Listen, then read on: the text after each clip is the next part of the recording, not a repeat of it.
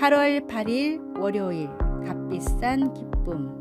음악 소리가 들리자 아이들은 모두 갑자기 뛰쳐나갔습니다. 재빨리 신발을 신은 친구가 있는가 하면 다른 친구들은 그냥 맨발로 문을 향해 뛰었습니다.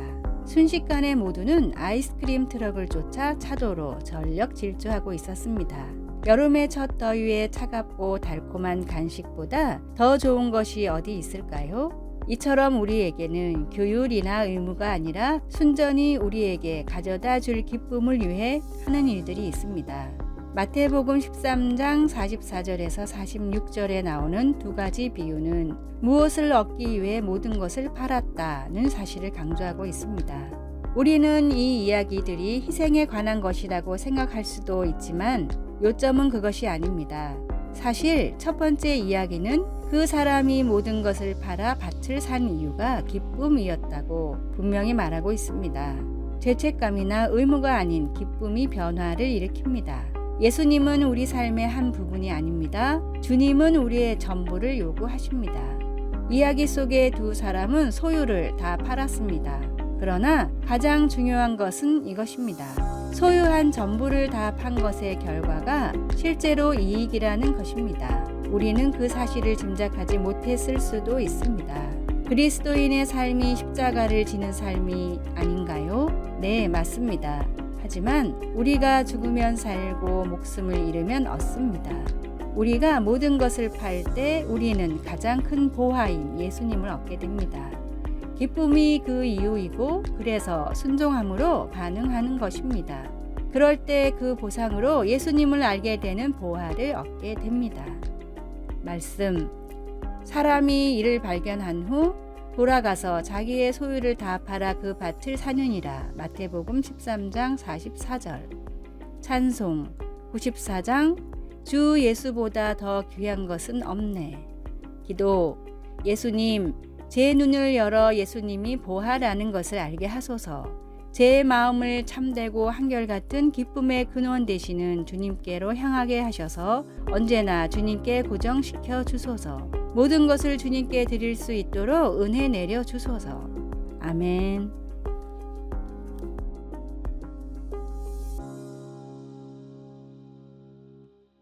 (8월 9일) 화요일. 양같이 염소같이. 양은 기본적으로 게으르고 순합니다. 이런 천성 때문에 개에 이어서 두 번째로 가축화가 빨리 된 동물입니다. 양은 무리의 리더를 세우지 않고 풀이 떨어져도 사는 지역을 옮기지 않을 정도로 한자리에만 머무는 걸 좋아합니다. 다만 목자의 음성은 기가 막힐 정도로 정확하게 구분하며 무리와 다른 가축이 있을 때에는 리더로 인정하고 따릅니다. 아무리 다른 사람이 목자와 비슷한 옷을 입고 비슷한 목소리로 흉내를 내도 양은 절대로 목자가 아닌 다른 사람의 목소리에 반응하지 않습니다. 이런 습성 때문에 예로부터 목자들은 양 무리에 염소를 한 마리씩 넣어서 키웠습니다. 영민하고 부지런한 염소가 양들의 리더가 되면 목자는 염소를 길들여 수많은 양들을 푸른 초장이 있는 곳으로 쉽게 이동시킬 수가 있었기 때문입니다.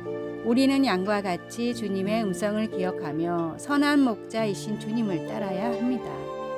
그러나 세상에서는 염소와 같이 세상 사람들을 주님의 말씀대로 이끌어야 합니다. 사람들을 주님께로 인도하는 이 중대한 역할은 선한 목자의 인도하심을 받는 우리가 해야 할 마땅한 일입니다. 양과 같이 주님을 섬기며 염소와 같이 사람들을 선한 길로 이끄는 지혜롭고 순결한 그리스도인이 되십시오. 오늘의 말씀. 문지기는 그를 위하여 문을 열고 양은 그의 음성을 듣나니 그가 자기 양의 이름을 각각 불러 인도하여 내느니라.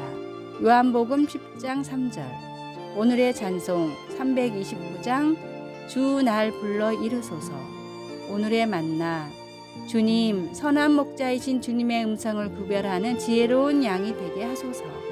나는 양에 속하는지 염소에 속하는지 혹은 갈팡질팡하고 있지는 않습니까?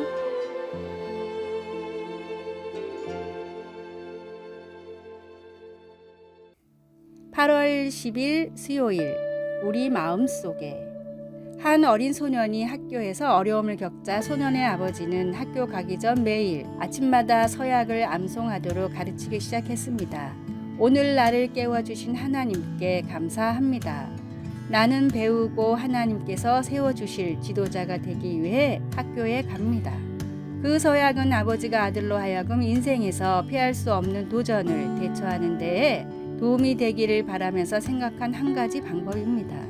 이 아버지는 아들이 서약을 기억하도록 도와줌으로써 어떤 면에서는 하나님이 광야에서 이스라엘 백성에게 명령하신 것과 유사한 일을 행한 것입니다. 이 말씀을 너는 마음에 새기고 내 자녀에게 부지런히 가르치라. 신명기 6장 6절에서 7절. 광야에서 40년을 방황하고 난 후 이제 이스라엘 다음 세대가 약속의 땅으로 들어가려고 하고 있었습니다. 하나님은 그들이 하나님께 집중하지 않고는 성공하기가 쉽지 않을 거라는 사실을 아셨습니다. 그래서 하나님은 모세를 통해 그들에게 하나님을 기억하고 순종하도록 권고하셨고 그들의 자녀들이 하나님을 알고 사랑할 수 있도록 집에 앉았을 때에든지 길을 갈 때에든지 누워 있을 때에든지 일어날 때에든지 자녀들에게 하나님의 말씀을 이야기해 주라고 하셨습니다. 우리 또한 날마다 하나님께 감사하는 마음으로 살면서 성경 말씀이 우리의 마음과 생각을 이끌어 주도록 서약할 수 있습니다. 말씀. 이 말씀을 너는 마음에 새기고 내 자녀에게 부지런히 가르치며. 신명기 6장 6절에서 7절. 찬송. 200장 달고 오묘한 그 말씀. 기도. 사랑하는 하나님, 매일 새로운 날을 주시니 감사합니다. 제 마음과 생각 속에 하나님의 지혜를 지닐 수 있도록 도와주소서. 예수님의 이름으로 기도합니다. 아멘.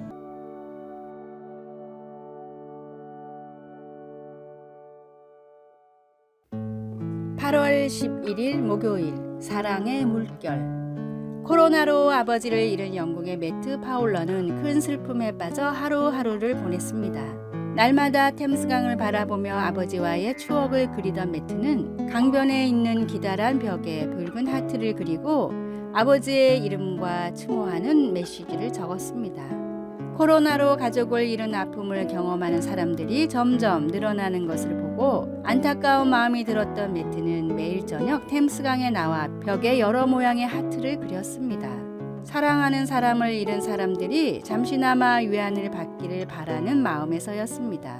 매트는 아무 말도 없고 하트만 그릴 뿐이었지만 강변의 하트를 발견한 사람들은 저마다 약속이라도 한 듯이 사랑하는 사람의 이름을 적고 추모하는 메시지를 적었습니다. 몇 달 만에 템스강의 콘크리트 벽은 20만 개의 하트와 추모의 메시지로 가득했습니다.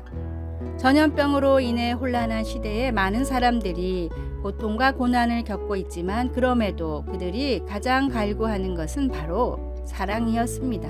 어려운 시대를 극복하며 이겨나갈 힘은 오직 사랑뿐입니다. 우리의 생명을 구원하고 영생을 허락하신 주님의 사랑이 모두가 어려운 이 시대를 극복하게 할 해답입니다. 세상에서 가장 크고 놀라운 주님의 사랑을 전함으로 주변 사람들을 위로하십시오. 오늘의 말씀. 보라, 아버지께서 어떠한 사랑을 우리에게 주사 하나님의 자녀라 일컬음을 얻게 하셨는고 우리가 그러하도다. 그러므로 세상이 우리를 알지 못함은 그를 알지 못함이니라. 요한일서 3장 1절. 오늘의 찬송 417장 주 예수 넓은 품에. 오늘의 만나. 위로가 필요한 사람들에게 주님의 사랑을 전하게 하소서. 위로가 필요한 사람들에게 주님의 말씀으로 사랑을 전합시다.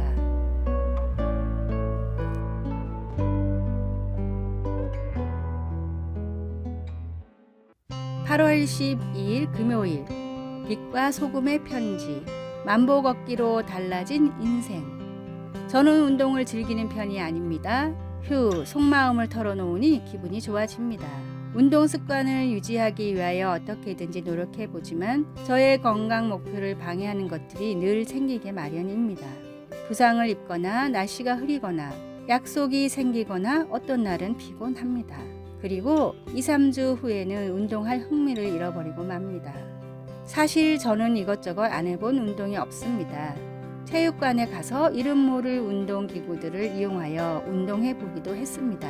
그러나 이런 노력에도 불구하고 그 어느 것도 꾸준히 할 수 없었습니다. 그러다가 드디어 제 마음에 쏙 드는 것이 있었으니 그것은 바로 걷기 운동입니다. 물론 걷기를 운동이라고 하기에는 좀 부족한 감이 없지 않습니다. 그러나 이것이 건강에 얼마나 큰 유익이 있는지에 대해서는 이야기할 수 있습니다. 8주 전부터 하루에 1만 보를 걷기 시작해서 지금도 계속하고 있습니다. 점점 더 강해지고 있습니다. 저 역시 스스로에게 놀라고 있습니다. 짐을 나르거나 몸을 많이 사용하는 직업을 가진 사람들은 1만 보 걷는 것을 그리 큰 육체적 활동으로 생각하지 않을 수도 있습니다. 하지만 하루 5시간 내지 8시간 사무실에 앉아서 일하는 저에게 1만 보는 대견한 일이 아닐 수 없습니다.